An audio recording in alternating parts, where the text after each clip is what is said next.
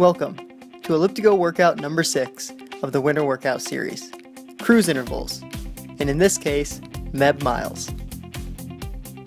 Last year, in the lead up to his victory at Boston, our Meb Minutes documentary followed Meb through some of his favorite training sessions.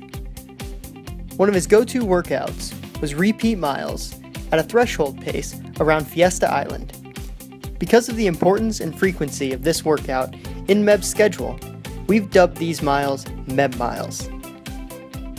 Through this video, we'll show you how Meb miles, a form of cruise interval, can play an integral part in your winter training. First, let's start by going over what a cruise interval is. Cruise intervals are long intervals, normally 3 minutes or more in duration, with short periods of rest, typically less than 90 seconds, in between. These are great for building strength, threshold, and to work on pacing that you'll need on race day. To replicate the Meb miles version of cruise intervals, you're going to do a workout that has a structure like this. You're going to do between 6 and 10 reps, with each rep being at 10K race pace, 1 mile of it, at 87 to 90% of your heart rate max, with 90 seconds rest and recovery in between. Now this rest can be either idle, where you're stationary, or active, where you're lightly turning your feet over, but still allowing your heart rate to come back down. Now, 10K race pace in this example, for 1 mile, relates to the time it would take you to run 1 mile in a 10K race. You can find what this pace is, therefore how long you're going to ride for each rep, by going to one of the many online calculators like McMillanRunning.com's and typing in your marathon goal pace and then finding out what your 10K pace is related to that goal. For example, let's take an intermediate runner with a 3 hour and 30 minute marathon goal. This person is going to do 8 reps right in between the 6 to 10 rep range at 7 minutes and 12 seconds for each rep. This means you'll ride at an elevated heart rate in the 87 to 90% heart rate max range for 7 minutes and 12 seconds, or your approximate 10K pace. You're then going to take 90 seconds rest in between each of the 8 reps.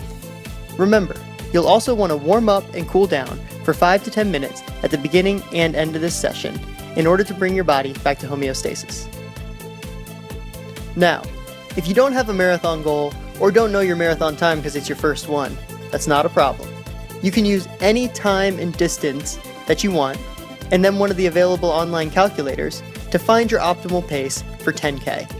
No matter what, you're going to want to use your 10K pace for this workout because that correlates with threshold pace. Now, if you're a non-runner, then simply use 5 to 7 minute intervals for an optimal time at threshold pace between 87 and 90% of your heart rate max. If done correctly, your resulting heart rate will look a lot like this.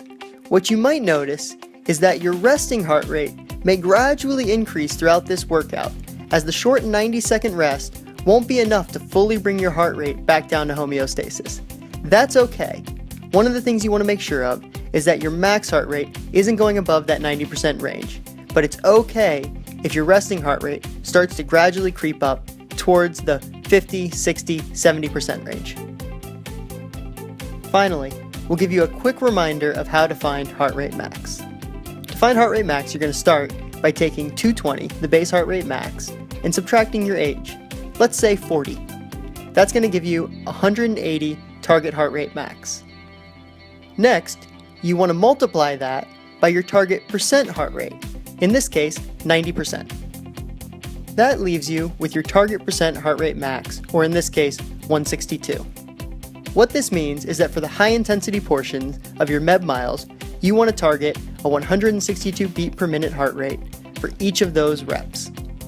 Now you're ready to go. So go ahead and try this workout out, and then when you're done, log onto our Facebook page and let us know how it went. As always, if you get creative or have a workout of your own, go ahead and submit it, and you never know, you may find yourself featured in a future Winter Workout Series video. Now get going.